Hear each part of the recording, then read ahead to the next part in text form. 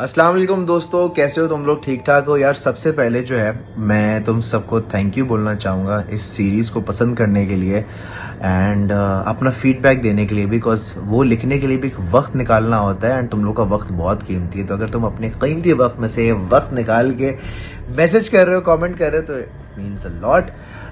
जिन लोगों को नहीं मालूम, लोग को बता दूं कि मैं स्टूडियो में नहीं, अपने होटल में बैठ के वीडियो बना रहा हूँ, because I am in Medina right now अल्हम्दुलिल्लाह, और मैं आप सबके लिए दुआएं भी कर रहा हूँ। खैर, आज जो वीडियो हम देखेंगे, अभी जो हम वीडियो देखने वाले हैं, वो हमारी टीम मेंबर की हैं एंड माशाल्लाह हमारे अतराफ में इतने सारे लोग निकल के आ रहे हैं कि उनके साथ इतने सारे वाक़यात हुए हुए हैं कि हमने कहा चलें आप भी भेजें अपनी वीडियो। खैर, तो ये वीडियो आई है एंड इसमें देखते हैं क्या है क्या नहीं। आइए। अस्सलाम वालेकुम अज़लान भाई, कैसे हैं आप? This is Hera from Meta food.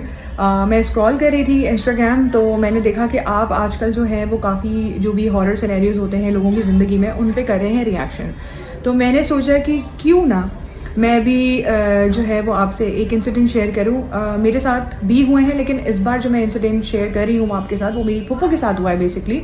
अच्छा, ये किस्सा जो मैं आपको बताने जा रही हूँ, ये है 2001 का और ये हुआ है मेरी फूफो के साथ। ठीक है, आपने आर्टलरी मैदान के बारे में तो सुना होगा। तो आर्टलरी मैदान थाने के पीछे है एक बंगला जो कि बना है ब्रिटिश कब्रिस्तान के ऊपर। बेसिकली वो डिज़ोल्व कर दिया गया था और वहाँ पे जो है वो बंगला बनाया गया है जो कि हायर अथॉरिटीज़ होती हैं उनको दिया जाता था, जो भी चेंज आते थे। तो मेरे फूफा पुलिस में थे और उनको वो बंगला मिला था वहाँ पे रहने के लिए। तो सीन्स कुछ ऐसे थे। जो ये किस्सा है, ये है आर्टरी मैदान थाने के सरकटे के बारे में, ठीक है, जो कि यूजुअली मेरी फूफो को दिखता था। अच्छा, सीन ऐसे होता था कि वो जो घर था उनका, वो वैसे ही बहुत बड़ा था, प्लस उनके कमरे के ऊपर था जामुन का दरख्त। अच्छा, उस जामुन के दरख्त में फ्रूट्स आते थे। यूजुअली मैंने अपनी अम्मी से और नानी से ये चीज़ बड़ी सुनी है कि जो दरख्त फल नहीं देता है वो दरख्त होता है असरात से भरा हुआ, ठीक है, वो बुरे असरात से भरा हुआ होता है। तो मेरे ख्याल में अगर जामुन का दरख्त जो है वो फल दे रहा है, तो मतलब जो भी असरात वगैरह हैं वो अच्छे होंगे। Fast forward to the moment मेरी फुप्पो ने सरकटा देखा था। अच्छा, होता ये है कि मेरे जो फुप्पा थे उनकी जो है वो नाइट शिफ्ट होती थी, तो उस बंगले में यूजुअली मेरी फुप्पो अकेली ही रहती थी and Sarkata was not the only thing जो उन्होंने वहाँ पर देखा था। तो जैसे ही घड़ी जो है वो रात के 2 बज जाती थी, मेरी फुप्पो के कमरे का दरवाज़ा हल्का सा खुलता था और उस कमरे के दरवाजे के सामने होती थी उनकी एक ड्रेसिंग टेबल। तो उनको बाकायदा आवाज़ आती थी, तो उनको ये आवाज़ आती थी कि फ़रत उठ जाओ। और वो जैसे वो उठें और उनकी नज़र अगर जैसे ही जो है वो ड्रेसिंग टेबल के ऊपर पड़ती थी, ठीक है, यू वॉन्ट बिलीव मी, वो देखती थी कि एक दरवाजे के बाहर जो है वो एक सरकटा खड़ा हुआ है, ठीक है, वो ब्रिटिश यूनिफॉर्म में खड़ा हुआ है, उसके हाथ में उसकी गन है, वो ब्रिटिश उसका यूनिफॉर्म है, ब्रिटिश जो पुलिस होती है उसका यूनिफॉर्म है, और वो आहिस्ता आहिस्ता ना उनकी तरफ मुड़ा है, उनकी तरफ आने की कोशिश कर रहा है। तो यही होता था, जाहिर सी बात है, हमारा अकीदा बहुत स्ट्रॉन्ग है, तो वो आयतल कुर्सी वगैरह पड़ी होती थी एंड सडनली वो with in a time span of like 5 second, you can say 5 to 10 second, वो चीज़ गायब हो जाती थी। अच्छा, सेम इसी तरह इसी दौरान, जैसे फॉर एग्जांपल अगर सरकटे की जहाँ बात हो रही है, तो वहाँ पे मौक्कल के बारे में आपने सुना होगा, ठीक है। मौक्कल ज़्यादातर उन लोगों के होते हैं जो पढ़ाई, जो कुरानी पढ़ाई में या रूहानी पढ़ाई में बहुत ज़्यादा इंटरेस्ट रखते हैं या वो करते हैं, रूहानी पढ़ाई करते हैं। तो ये अब मैं उसको ये कहूँ कि वो उनका, मेरे फुप्पा का, बेसिकली मेरे फुप्पा इतने रूहानी नहीं थे, लेकिन वो उनकी शक्ल में एक ऐसा शख्स होता था जो उनके वर्दी में उनकी तरह की आवाज़ उसकी निकलती थी और वो उस बंगले में रिवॉल्व कर रहा होता था। मतलब वो वॉक भी कर रहा है तो वो बराबर में आके बैठ भी जाएगा और आपको मोमेंट पता भी नहीं चलेगा कुछ भी।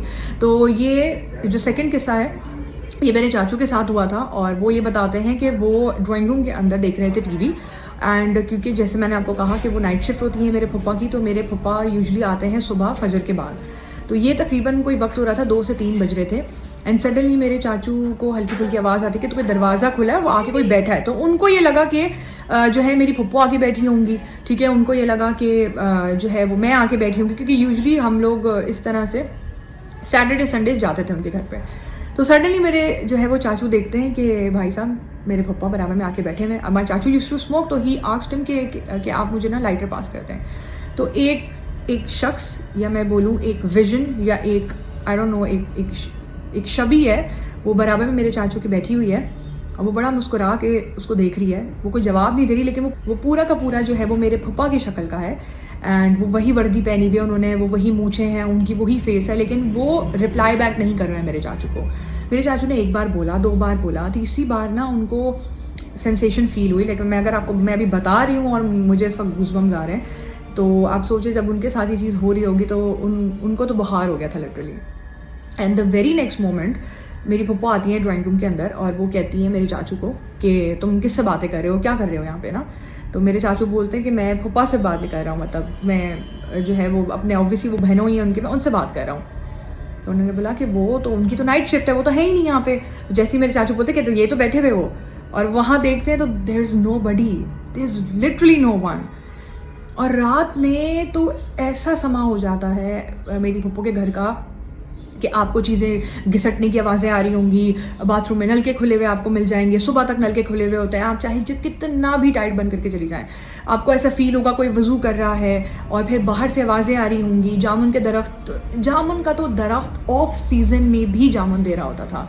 तो ऐसे बहुत सारी इंसिडेंट्स है, बहुत सारे इंसिडेंट्स। मेरी एक बार अम्मी को जो है जहाँ से आजकल टेक्निकल टर्म कहा जाता है स्लीप पैरालिसिस, तो ये चीज़ भी मेरी अम्मी को उनके घर में हुई थी। और अच्छा, मेरी फुप्पो का ऐसा है कि उन्होंने ये जितने भी असरात थे वो उस घर में नहीं रहे, वो जहाँ जहाँ मूव करती नहीं, इस बंगले के बाद वो 3 तलवार पे रहीं, वहाँ जाके ये चीज़ें इनके साथ मूव हुई हैं बाकायदा इनकी करंट सिचुएशन में। अब खैर मेरी फुप्पो तो हयात है नहीं, शी डाइड। तो this is the incident that I want to share and I would love कि आप जो है इस पे अपना ओपिनियन शेयर करें कि आपको ये फेक लग रही है या असली लग रही है।